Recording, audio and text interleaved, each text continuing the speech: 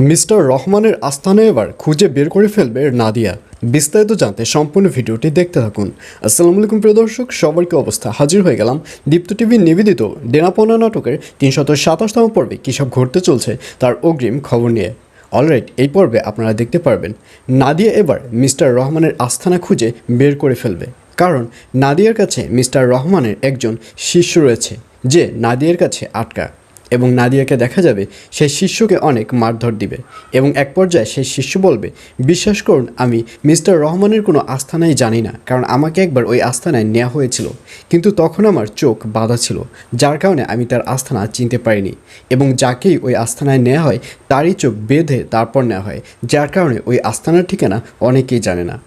আর এই কথা শুনে নাদিয়াকে দেখা যাবে সে সেই চামচাকে অনেক বেশি উত্তম মাধ্যম দেবে, যার কারণে এক পর্যায়ে সে তার মিস্টার রহমানের যে আস্তানা রয়েছে সেটি প্রকাশ করে দিবে। আর অন্যদিকে ইরফানের বাবাকে দেখা যাবে সে বোকার মতো মাহতাব সাহেবকে বলে দিবে যে তার ৫ কোটি টাকা ম্যানেজ হয়ে গেছে, তার এক বন্ধুর কাছ থেকে ম্যানেজ করে ফেলেছে।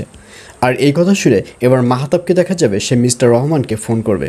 মিস্টার রহমানকে ফোন করে বলবে, শোনো, ইরফানের বাবার তো ৫ কোটি টাকা ম্যানেজ হয়ে গেছে, আর ইরফানের বাবার যেহেতু ৫ কোটি টাকা ম্যানেজ হয়ে গেছে সেহেতু তোমার টাকার তো কোনো দরকার পড়বে না, আর তোমার কাছ থেকে যখন টাকা না নেবে তখনই তো তোমার আস্তানার কথা পুলিশের কাছে জানিয়ে দেবে।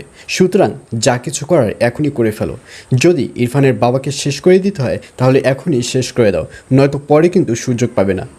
আর এই কথা শুনে এবার রিয়ার বাবা সিদ্ধান্ত নেবে যে কোনো মূল্যে ইরফানের বাবাকে ইরফানের মতো শেষ করে দিতে হবে, কারণ ইরফানের বাবা যদি বেঁচে থাকে তাহলে তো মিস্টার রহমানের যে গোপন আস্তানা রয়েছে সেটি পুলিশের কাছে জানিয়ে দিবে। আর অন্যদিকে এবার শাহেন শাহকেও দেখা যাবে সে পারির সাথে কাজ করা শুরু করবে, এবং পারিও শাহেন শাহকে অনেক ভরসা করবে, এবং শাহেন শাহ ও পারি মিলে এবার পারির বাবাকে জেল থেকে ছাড়ানোর জন্য উঠে পড়ে লাগবে। আর এছাড়াও থাকবে আশ্চর্য সকল ঘটনা। সুতরাং সবাইকে দেনাপনা নাটকের আগামী পর্ব দেখার আমন্ত্রণ রইল।